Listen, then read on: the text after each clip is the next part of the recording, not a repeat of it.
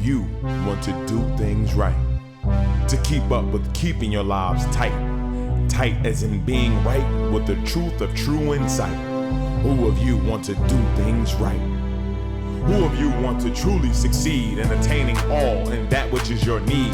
To be heard by the real answerer of all deeds, the true hero of all whom pleads. Who of you really want to bow down to the true King of Kings commanding the crown? To worship the one that ever rules alone, commanding everything of creation from the seat of its throne. May Jesus' peace and other blessings be with and about each of yours presence. And about your presence as well. For those who are tuning in this evening, we had a beautiful conversation concerning the true essence and true meaning of marriage. We're going to continue on. In part 2 of our conversation, we deal with relationships in marriage and in life in general. With that being said, the Holy-Apostle was explaining something, the beauty and the essence of true marriage, and what it means to those who are embarking upon and embracing one another in that harmonious and most sacred of matrimonies. He was expressing to us that those who come to the Lord, that their particular and most important thing is that they be unified with the Lord, Most High itself. And the second part in being in service to it, as you imagine being a part of that. The Lord has blessed us so much with that greater understanding that most people of the world have forsaken or never really been taught or understood, even in other circles, and never really given us information from religious ministers, preachers, so forth and so on, have brought that information because they themselves many times don't even know the reality and the truth. So we thank Ahezaah much for this man, Holy-Apostle Deen, and my brother, you can chime in if you like. Holy-Apostle can chime in, anytime when he's free to chime whenever. The blessing of what it's sending down of the true essence of marriage. Yeah, it's a blessing about your presence. Lesson we got last week. One important thing was the importance of marriage and what marriage actually is. Right. That was the connection in the union with the Lord of all worlds, you as an individual. Right. And then that being the major part of marriage, the major part of religion, that particular marriage.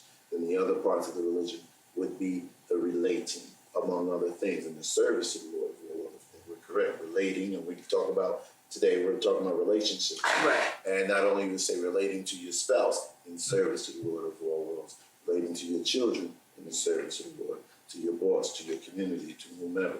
However, one needs to relate to whatever, whether it's a matter of relating and for sure you relate in the measure of peace, but I guess we could have to relate in the measure of, we're talking about our children, sometimes discipline, sometimes just being straightforward, sometimes certainly looking to be in order in service to the Lord. So yes, after that communion and that oneness, the great achievement of coming in that oneness communion with Lord Ahezaah, if only we could be blessed to accomplish that in our lifetimes in this day, then thus the service to the Lord in relating among things, relationships. Lord Holy-Apostle, if you please, thank you.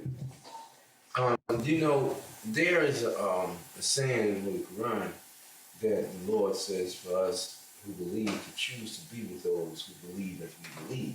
Yes. At least that's a translation. Right. Of what I've read. And in a union, in a relationship, that applies.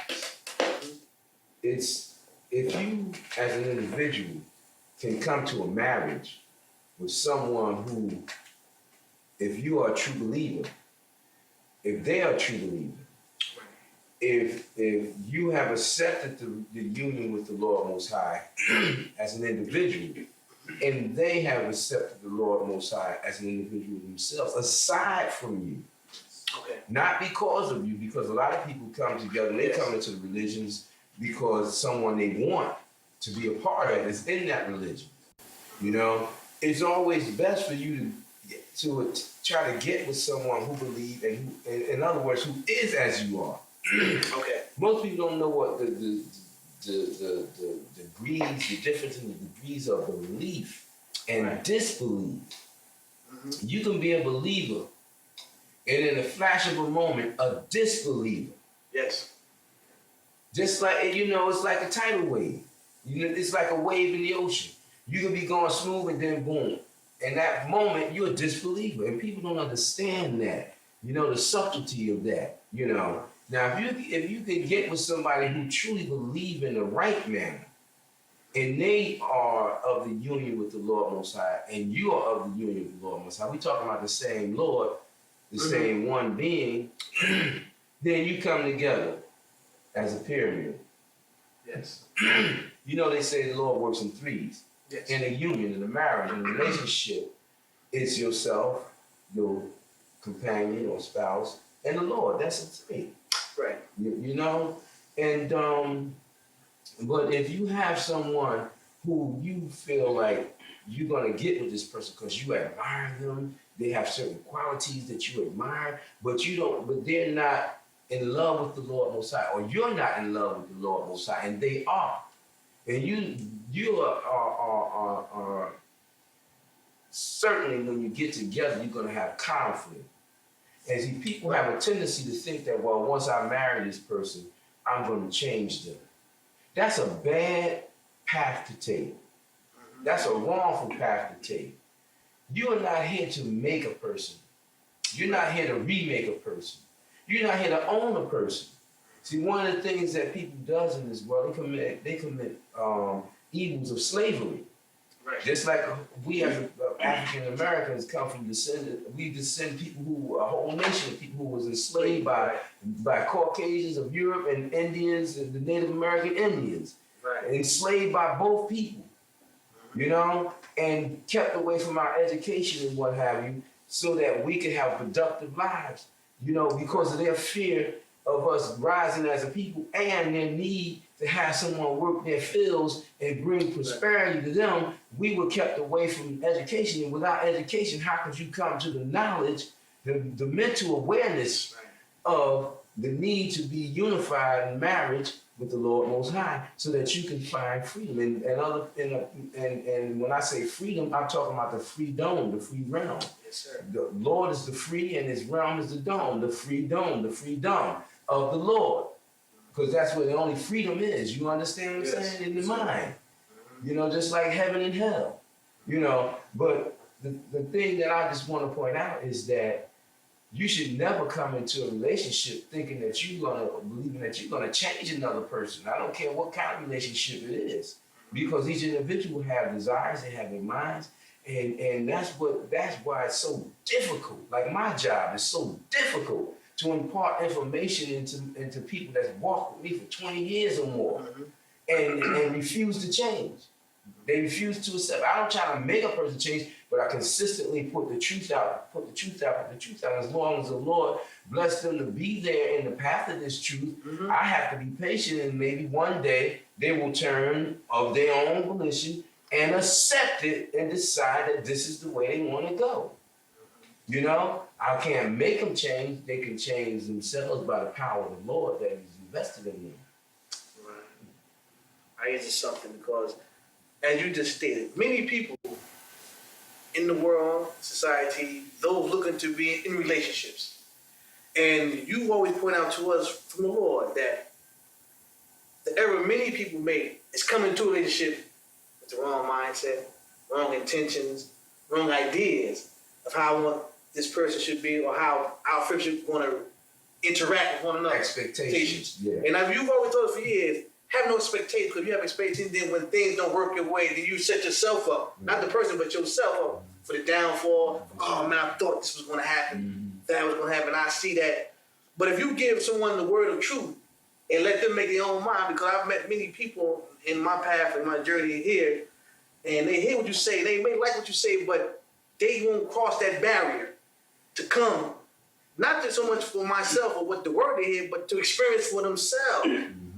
That which I speak to them about, which is a big difference that most people have a tendency to be afraid of. And they'll settle for, I want to be with you. You know, what I think is most people are in their comfort zones. Okay. Whether it's good or bad, you know? You know how Eddie Murphy on one of his programs, he said evil is good. Right. You know? And people laughed at it. But the fact of the matter is, to some people, evil is good. It feels good. Right. Doing evil is exciting. Doing evil makes them feel good because they vibing in an evil type of mentality. Right. You understand? And so, you know, when people they deal in evil, they come to their insecurities. They believe, they misbelieve, or they are led astray to believe that their frailties, their aggressiveness, their arrogance, they, move and speak without thinking and roughing people up and overbearing people, they think that's strength. Right. When that's a weakness. But it's something that makes them feel secure. So if you come to someone and you have truth, you got wisdom, and then they got their secure field, what they safe zone, and they think that they're gonna prosper, and they don't have no mindset about the judgments that come afterwards. Okay. The results, the consequences that come in this life and the consequences that come in life to come. If they don't have no mindset that they're not gonna relate to you in what you telling them because they're still in their comfort zone. And the Lord has said to me in regards to me bringing these messages, I said, Lord, they don't want to listen. They don't want to listen. Wow, it's frustrating. And Ahezaah said to me, that's because the people who haven't suffered enough pain. And I'm going to give them pain soon. I'm going to give people in these United States of America a lot of pain. And one day, they're going to be running looking for the one whom they think might be the messenger. People that's going to be running saying, the Lord's man must be here because of all this hell going on out here. I'm suffering, I'm hurting. Oh, God, help me. Right. You understand? Then they'll be ready to listen. They'll be out of their safe zone. You understand? Well, that's the way it is in relationships. People fight one another trying to make a person change until they suffer a tragedy, Right. and then they forced out of their safe zone. Then they turn to someone who they've been fighting that they so-called love, and say, "Help me." Mm-hmm. And because of these fallouts and these mishaps and all this trouble and hell they go through, some people learn to appreciate one another. Okay. You see, getting out of that safe zone. Well, I'm gonna trust what you say, or you trust what I say now. Because of the hell that they experience, Lord Holy-Apostle, is there possibly error even in that trying to relate with or learning to relate with somebody like that, or because my first listening to Brother Minister here, we were talking about relating, and it was a reminder that there is no compulsion in religion, no compulsion in one's way of life. Mm-hmm. You can't make something be. You're not here to create or make a thing. Right. So go ahead. I'm sorry. No, We just give truth. We just say what we are. We relate what we believe. We relate what we understand, and then see how whomever it is that you're speaking to responds back. If they're kind of in sync with you or not. If it's something that's given to you. If it's something, then you take it forward, or if not, you dispense with it. You walk away from it. First of all, we use terminologies that people need to understand. It's like when we say Muslim. Brother come to me and said, "You and your people, y'all not Muslims." Now, we understand the word Muslim means that which submits or surrenders to the Lord Most High, to the Creator, to the power, to the essence, right? Everything has to be Muslim. So the brother running to me saying, "I'm not a Muslim." But a Christian is a Muslim, a dog is a Muslim, the air is a Muslim, planets are Muslim, everything is Muslim. You understand? So they've taken that word, the meaning of that word, they throw it on themselves as a title. Right. When Allah said, "You are all Muslim." Mm-hmm. Now, if you say you're not a believer, Right. okay, now explain yourself. Right. Believer in what? Because I am a believer. Mm-hmm. So you have to go further. You don't believe as I believe. All right, your Lord said, tell them that to you be your way and to me be mine. So there shouldn't be no arguments, no confrontations from the so-called believing Muslims who don't believe in the A.H.A.D believer's way. Right. There should be no confrontations at all. Mm-hmm. Because if they follow in their book, if they follow the Lord's commandments, it says, tell those who do not believe as you believe, to you be your way and to me be mine, and go in peace. Mm-hmm. So when I see people coming in that manner, I say to myself, okay, they're not following their laws. They're not following the law, so they're not the believing Muslims. Right. You understand? Now, your question? And understanding that there's no compulsion in changing a person. Just if you follow that law, that's the point I really was trying to get at. If you follow that law, that there's no force. Right. Okay, compulsion. There's no compulsion. You should not force a person into your religion. Here we go again. Why I brought up the word Muslim, so I can get to the word religion. You should not force a person into your way of thinking. You should not force a person into your way of life. You should not force a person into your ideals of life or ideas of life or what you believe. But we have people forcing laws on people all the time. Look at school.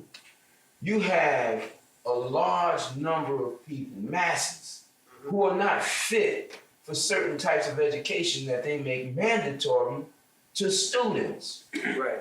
And you have some students that they claim are slow or incapable or bad students because they're not taking these tests. They don't have good memory to take these tests.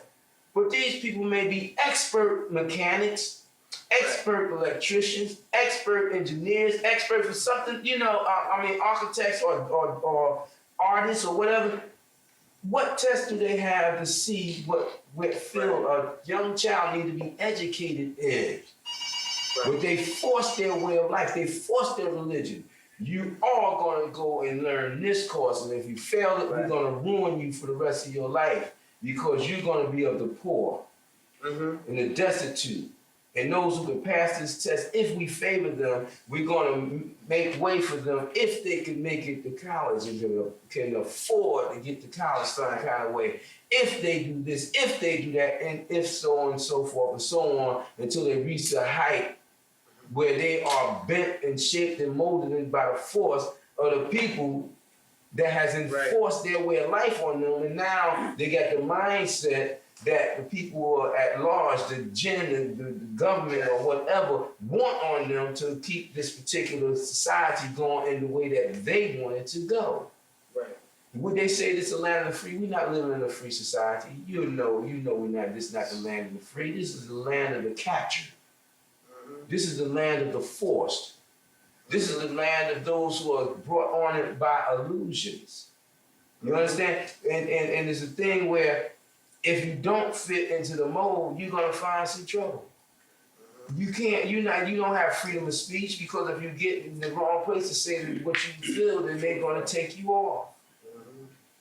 You feel me? Yes. So they have laws, but they have laws for laws. Then they have people living above the law. Literally living above the law. Until they get caught or disliked by somebody who lives at a higher level above the law than them. And then they bring them to bear for their misdeeds. Yes, sir. Yeah. Here's something. I look back now in my past relationships with people in general, and now I'm finding out now that people relate to me by maybe the spirit that they feel emanating now. And they connect that with you as an individual saying, okay, I like you. And it many times I speak to people, they don't know me. And I've said what you feel is the spirit of the Lord. And many times you tell people the truth, they be like, I don't want to hear that. Right. I don't want to hear what you're saying. Right. I know it's you. Now those who are come to experience come to know us by experience now, realize that in the Lord's Spirit being in proximity to you, being in communion with you, and they're getting that feeling, that good spirit that people emanate from you, and they say, I like that person, I like this person because of what I feel.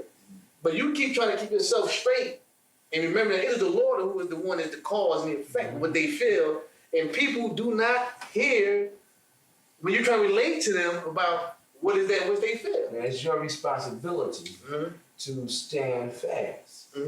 You have so-called white magic and so-called black magic. Right? Now we know that people like us or dislike us by the spirit that we live in. We know that by the education that you receive and by your submission to the Lord Most High, how people are beginning to change in their response to you. So you know that's not you because you've lived with yourself all these years. You see, you as an individual, it's your duty to maintain yourself and make sure these people don't violate you or go astray by you by what they feel, and you don't help them. Right. Now, people that go astray, dealing the dark side, they start thinking, forgetting that it's the Lord's Spirit that's with them, and they start thinking and believing what these people saying about them, so they take on the attribute as though it's themselves. I've had many people that have walked with me for years and gained information and gained spirit and then go out there and try to portray it as their own and even turn around and say, he's not true when they fail. Right.